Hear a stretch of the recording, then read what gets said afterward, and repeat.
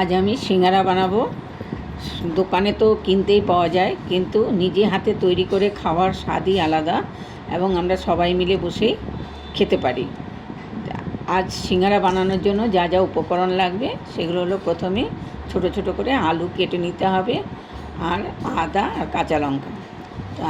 কড়াইতে তেল দিয়ে তার মধ্যে দুটো শুকনো লঙ্কা আর 5 ফোড়ন দিয়ে আলুগুলো দিয়ে দেব।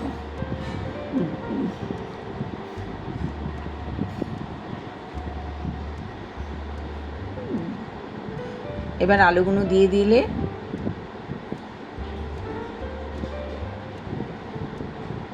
আলুতে একটু নুন আর হলুদ দিয়ে আলুগুলো একটু ভাজা ভাজা হতে দেব। ভাজা ভাজা হলে ওর মধ্যে আদা আর কাঁচা লঙ্কার পেস্টটা দিয়ে দেব। আরেকটু ভাজা ভাজা করব, কেননা আদার যাতে কাঁচা গন্ধটা না থাকে।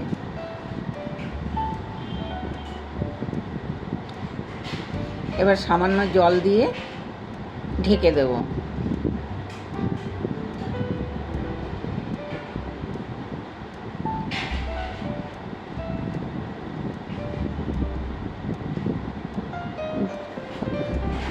ঢাকা খুলে আলুগুলো সেদ্ধ হয়ে গেছে। এবার আমি নামিয়ে ঠান্ডা হতে দেব। এবার আর সিঙ্গারা বানানোর জন্য যেটা দরকার সেটা হলো ময়দা। আমি 2 কাপ ময়দা নিয়ে নিলাম। ময়দাতে ময়াম দিলাম, একটু বেকিং পাউডার, নুন, চিনি আর সাদা তেল দিয়ে ভালো করে ময়দাটা মেখে ঠান্ডা জলে মাখবো। ময়দাটা ভালো করে মেখে নিতে হবে এবং একটু ঢাকা দিয়ে আধ ঘন্টা রেখে দিতে হবে। এবার আধ ঘন্টা পরে ফিরে এলাম। ময়দাটা আরেকটু ভালো করে মেখে ছোট ছোট করে লেচি কেটে নেব। লেচিগুলোকে লুচির আকারে বেলে তার মধ্যে একটু সাদা তেল আর ময়দা ছিটিয়ে আরেকবার লেচি করে নেব। এইভাবে করে সবগুলো লেচি তৈরি করে নিলাম।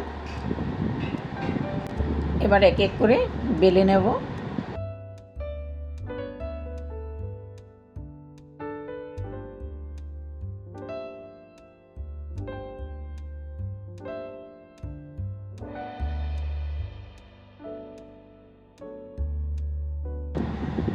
এইভাবে সব লেচিগুলোকে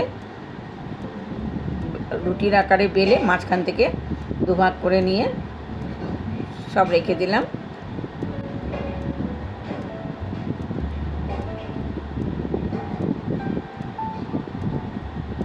এবার আস্তে আস্তে এক এক করে সিঙ্গারাটা তৈরি করে নেব।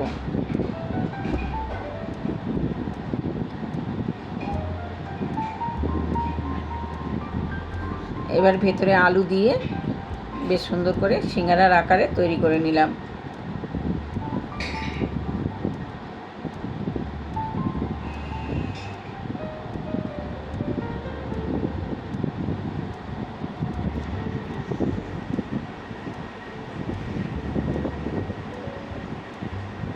এগুলো জল দিয়ে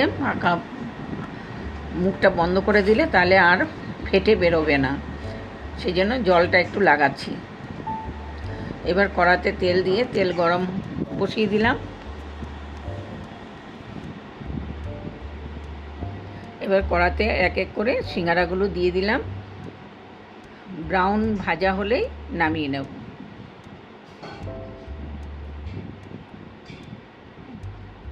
ঠিক এরকম ব্রাউন ব্রাউন হবে তখন আমরা নামিয়ে নেব এবং আঁচটার মিডিয়াম আঁচে রেখেই রান্না করতে হবে, কেননা না হলে সিঙ্গারা বানানো রেডি। এবার এই সিঙ্গারা যদি আপনাদের ভালো লেগে থাকে সবাই লাইক, শেয়ার ও সাবস্ক্রাইব করতে ভুলবেন না।